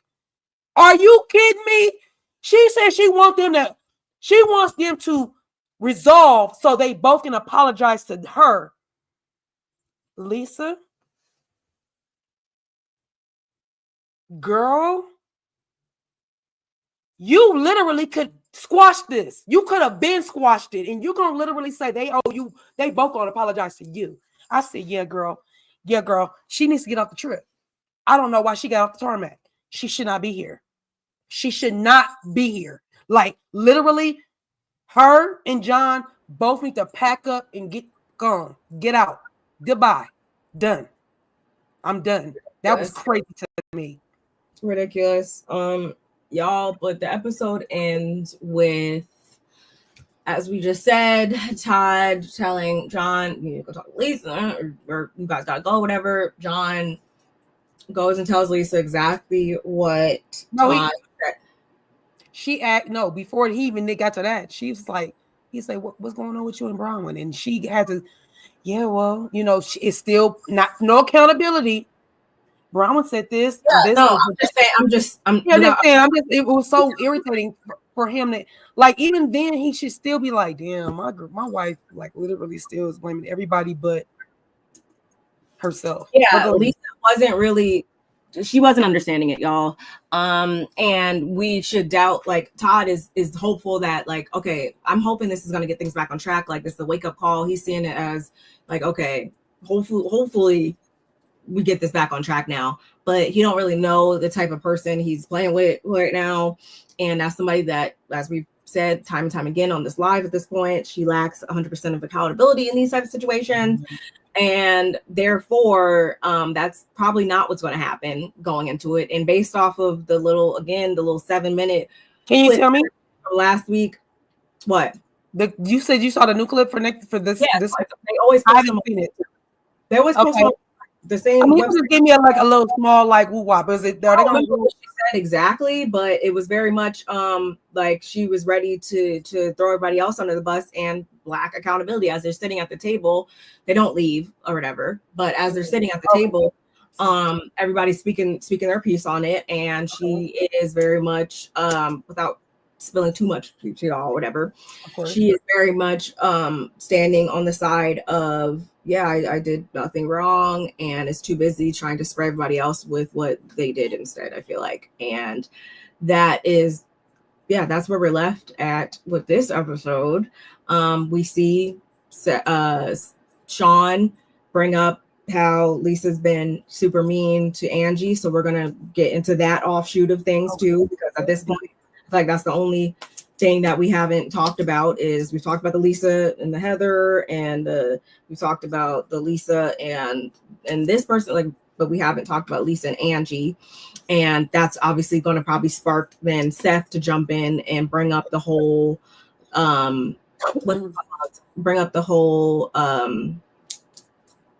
Brooks thing. So we have that. It's we'll see. This trip is not over yet. But with this scene, I just wanted to ask y'all, because a lot of people, well, I have two questions.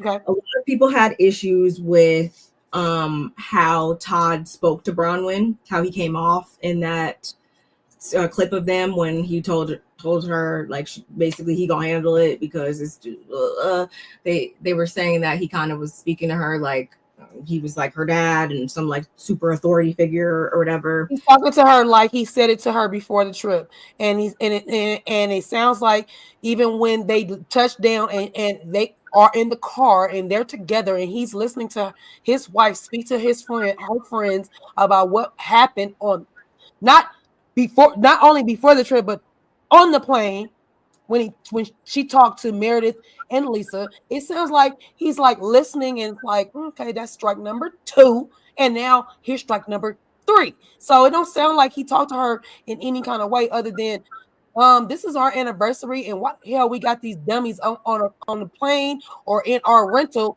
if they're gonna sit here and argue the whole damn time. So anybody that thinks that, I mean, you're entitled to your opinion. That's not what I think. I don't think he talked to her in any kind of way. What I do think is that he was frustrated, and instead of saying, look, I can tell them to leave, or I can have you do it. Which way? And like she said, he's her knight in shining asshole. And that's what she said. And which tells me that she knows what husband she married, just like I know the husband I married. My husband's an asshole. Totally. Same. Okay. So let's be clear. But I am not that I'm the sweetest person on the planet, but I try to be one of the sweetest people on the planet. And I try to rub off on, and let's be clear, that can rubbed off on me, and I can be just a big asshole like my husband. And thank God for him, because if not, people will be taking advantage of me, because I am very nice and I'll try to be a nice person. Not because I want to get in heaven. I just been that person my whole life. So getting back to them, no, I don't think that her husband spoke out of term. I feel like he was talking out of frustration and telling her, look, you can do it or I can do it. You know how I'm going to go do it. And he still went and did it. Like, literally, he told her and he went and did it. And he still didn't talk out of pocket. He said, you can go talk to your wife or you guys can leave. One or the other. I just think they have a marriage where there's just not unnecessary banter or unnecessary trying to make, unnecessary trying to make the other person, like, they're not trying to win the other person over, I feel like, in their marriage. Like, just like when she spoke about how she felt about Gwen and stuff like that. And he spoke about how he felt about it or whatever, but he was still very much allowing her to navigate it how she wanted to and whatever. I think they just accept each other for who they are and don't, that can look like in this situation, she knew he's not with the BS. Like, he let that be known before they even got there. I'm pretty sure he let that be known before they even started filming the show. Like, I just think they're very much aware of who the other person is. Therefore, that mitigates a lot of that back and forth, or a lot of that, well, but no, you don't have, like, if you know that your person is not with the BS, then there's not going to be any reason for you to try to butter them up to being okay with the BS then. No, and I wouldn't. I know my husband is a bottom liner. You need to, like, a lot of times, y'all, and that's usually, I'm not saying that you can't have a successful relationship if you guys are like more similar, but it's not odd in these situations for you to be with somebody who, in this situation, she is more of a person that might say something sweet in a sweeter way, or maybe is somebody that sugarcoats things or whatever. He's somebody who's very, I guess, straightforward, all that, and that can be perceived a certain way. But a lot of times I think that, at least for me in my marriage, that is me and my husband being different in those types of ways has always brought balance to our relationship, whatever, instead of, there's certain situations where you're going to need to maybe be a little bit more softer or sweeter in your approach to things or whatever. There's other situations where that doesn't need to happen at all. You need to get straight to it, let it be known how it went down for real, without any extra, sweetness on it. So I understood. I wasn't offended by how he came off in this scene, just like I wasn't offended by him interjecting, because that was my second question. Were you guys upset that he even got involved in the first place? Like, when he even went over to them in the pool, and all of that, like, were you upset about that? Or did you feel like that was not his place or whatever? No, because he was on the outside looking in. All he heard was Heather. So, like, what did he say? Let's call Heather. So he sounds like he is one that wants to get to the bottom of things, not one that starts messing and be like, so Heather sounds like she's the problem, and get into a messy little discussion amongst the ladies. Like, that could have went that way, and I'd have been looking at him sideways. But the fact that he said, well, let's just, like, put it all on the table, let's call Heather, not knowing that that's what really caused the rift, but it shouldn't have, because we actually, again, Bronwyn would have literally, it's so funny because I can see Bronwyn saying, hey, Heather, dang, I wish you would have been here, because it really, whatever happened where you stormed out of the house, like, you literally didn't have to go there, but you are being missed, but that would have been Bronwyn going above and beyond, and I'm tired of seeing her do that. Facts. She's tired too. I wouldn't necessarily call it an apology, because it's not her. She didn't actually, she doesn't actually see the wrongdoing that she's done in this. I gotta hear the words. I gotta hear the words. What's gonna come out of her mouth, and then I'll know.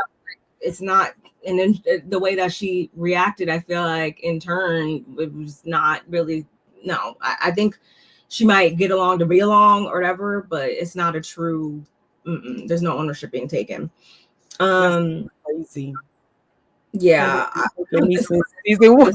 Hey, Carrie. Thanks for joining us. Okay. Like, hey, Kimmy Nicole. Hey, Carrie. Carrie, that's funny that Heather's been like, I like bad weather. Like, I like bad weather when they first came on. Like, they were my favorites in season 1. And then they started having friction, and I was like, oh man, these cousins ain't like real cousins. It's actually been given. It is a train wreck. It is. It's what's funny is it's slow motion. It's like slow motion, and we're gonna watch each car when the train crash, each car like we're gonna see it in slow motion. It is literally that. But yes, I really miss Queen Mary. Like y'all said, I missed her this episode. So I hope she's there way too long. You didn't miss her. That's my sis. You know, not anything against her. I just don't think that fine. She wasn't needed. Enough. No, I'm just saying she's been given so much that I literally did miss her this time. I mean, I think everybody except for Meredith. I think everybody have been holding their own and doing what they need to do to add it. Before we get out of here, I do want to. There's a couple of things I don't want to say. So on the after show, I have some too. Okay, cool. So on the after show, I did see that Lisa is building her own house. They're building their house right now, and it's going to be some extravagant bomb. She said her backyard will have the pool and probably the jacuzzi and all this other stuff, and that it will face the mountains, and that her closet will be 2,000 square feet. It's going to sit behind 2,000. That is that's apartment size. Yeah, that's the house I'm in right now. Exactly. I was going to say it's not bigger than my house, but it's big as it's for a closet, for her closet. She said, yeah, I want to be able to put my furs in. I was like, yeah, you do have the furs. But like literally she has that. She says everything is going to be, it's so funny because they're so shady. She was like, yeah, everything's going to be like angled. There will be no arches, nothing circular or oval in my house. Everything will have angles. And then they go back to her when they were at, with the tequila, and she was like, I don't like angles. I was like, I hate y'all so much. But yeah, so I like that. That's what I like from Lisa. Stuff like that. Yeah. So they was like, yeah, so her house is about to be super amazing. And the fact that she was talking to Brittany. So her and Brittany are in the same room. And so she says, yes, Brittany, not only that, but I have a spray tanning room. And she's like, and you're going to be able to wash everything off and yada, yada, yada. And then Brittany is like, well, she's into, I guess she's into the industry of real estate, not just the real estate, but something about the real estate that she's into. And she's like, oh my gosh. She's like, I never thought about that. So Brittany wants to add, she was like, if you have a closet downstairs or an extra closet somewhere, you can, emulate that and put that in there. So we're definitely going to see Lisa Browner than BarbMeetsWorld. When that house is built. And then but I am always here for the big closet, like 2,000 square feet. Girl, can I come over? Can I spend the night? Can you have a pajama party? I want to go. So that was dope. And then I already told you, Meredith, they talked about the fact that how she felt about Brooks and that she thought about Electra. And I feel like you can't do that because that's a kid and your son is an adult. Talked about that. Mary did speak on the fact that she understands what Meredith is going through as far as Seth leaving and coming in and coming out, but she feels like when it comes to her and her dynamic with her family, which I feel like she was trying to say her and her husband, she's like, but with the dynamic with me and my family, they reside in Vegas and but nobody moves until they know what I'm doing. And so I was like, okay, Mary. So, but she still empathizes with Meredith, as far as how she saw that Meredith had to move states and to appease Seth. But then here you go, Seth. They show a production little thing where Seth like, yeah, but you wouldn't know nobody here if I didn't do that. Talking about them moving to Salt Lake City. So I was just like, you ain't right. You are not right, Seth. You still a red cup bandit. I don't give a damn what's going on. So tell me your last thing, and then I will end it with my last thing because my last thing has nothing to do with the show. Go ahead. Oh, it's a whole like art. I don't know if you guys saw, probably have because it's been like over a week now. Gunica Garcia. I don't know if you guys were following, but one second. So if you guys didn't know, she and Heather, like there's this whole lawsuit or whatever, and unfortunately for her, I should say, what are all these whoops? Unfortunately for her, she was ordered to pay Heather Gay's Beauty Lab $35,000 after failing to pay lip injection bill. So yeah, y'all, and this comes to us straight from page 6. As you can see, a Utah judge has ruled in favor of Heather Gay's Beauty Lab, ordering former Real Housewives of Salt Lake City star Monica Garcia to pay the med spa $35,000 after the business sued Garcia for failing to pay her lip injection bill in 2023. According to the court documents obtained by the U.S. Sun, Beauty Lab filed a proposed judgment on October 22nd, which was approved by a judge and finalized on November 4th, ordering Garcia to pay up a total of $35,853.60. In addition to the original lawsuit's principal asking amount of $2,000 for her service with a prejudgment interest rate of 18% per year between 2020 to 2024, which comes out $1,683.62. Garcia was also ordered to pay $604.98 in costs and fees as a result of the lawsuit. She also must pay Beauty Lab's attorney's fees, which came to a total of $31,550. Yeah, so y'all heard it. Y'all heard it there. I'll link the article and stuff if you want to continue to read that, but I will pan over to Monica's response, because you know she was gonna respond, y'all know she wasn't gonna respond, of or course. she respond to it. Also from page 6, Monica Garcia in shock after losing court battle against Heather Gay. It was a bad decision. Monica Garcia is in shock after a Utah judge ruled in favor of Heather Gay's Beauty Lab in their legal battle, which began when the med spa sued Garcia over failing to pay her lip injection bill. The former Real Housewives of Salt Lake City star responded to the official decision via her Instagram stories on Wednesday, revealing that she withheld her reaction on Tuesday in light of the 2024 presidential election. I didn't feel it appropriate to even comment on the situation yesterday, considering what was happening in our country, the things that actually matter. However, waking up this morning, I still don't find it appropriate, but wow, Garcia. Heather brand matters to her. Heather's money matters to her. Yes. And let's be clear. Monica is on The Villains. She's only been the voice. I'm like 2 episodes behind, but she's been the voice on she hasn't been on the show exactly. You can just hear her talking on the PA system. So girl, take that money and go pay Heather, girl. Weirdo. Fact. The fact that this lawsuit was even news on a day like yesterday says a lot. I'm in shock this morning. There's so much going on around us right now. There's so much happening in our country and world that it's astounding to me that a lawsuit is even on anyone's radar. But here we are. As part of the judge's ruling, Garcia was ordered to pay. I already said this.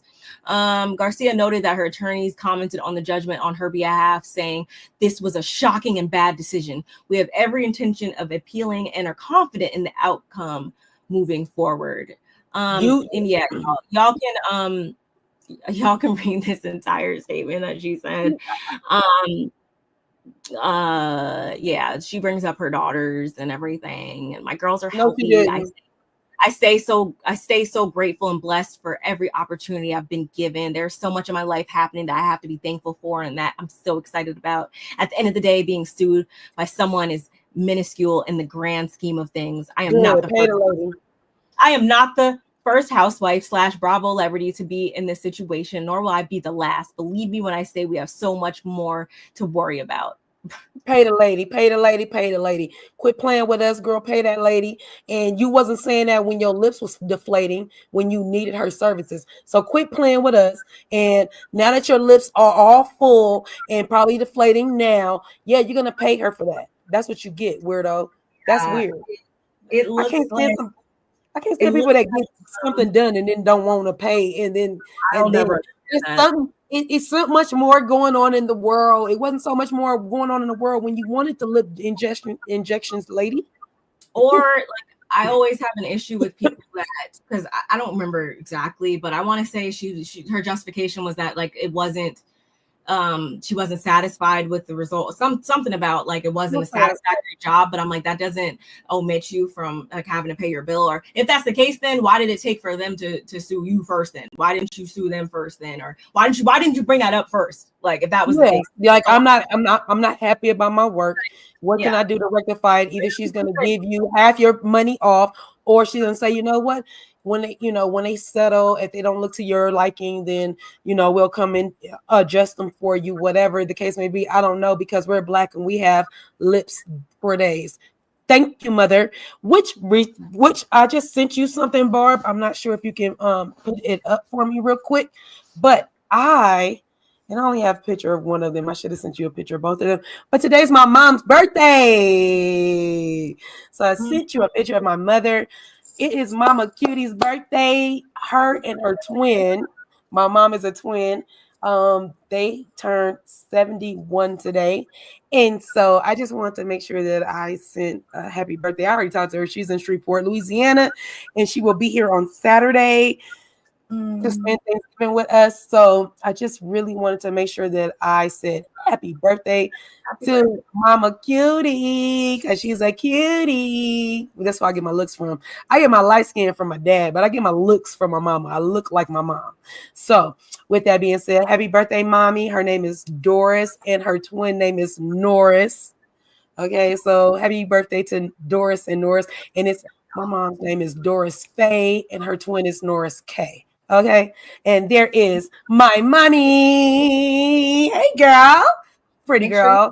Birthday in the comments. Yeah, that is my mommy. You guys, make sure you guys hit the comments up, because I would love to show her that I, gave her some props, and that you guys said happy birthday to Mama Cutie and her twin, Auntie Cutie. Okay, so this is what we do, y'all. This is where I get my good looks from. If y'all looking, this is my mother. That is what I look like. Don't I look just like her, y'all? Just light skin, just the same face, just light skin.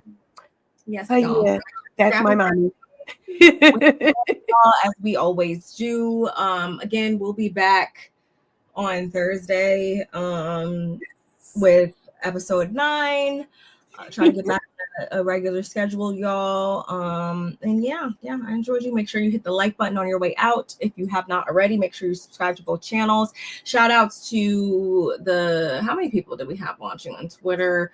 Shout outs to everybody, the 25 people that are watching on Twitter. Make sure you come over here and subscribe to the channels, please, and thank you. And yeah, we'll see you in the next one. Nola, I got you. I see what you put. I got you, sis. And I'm gonna make her make some gumbo too.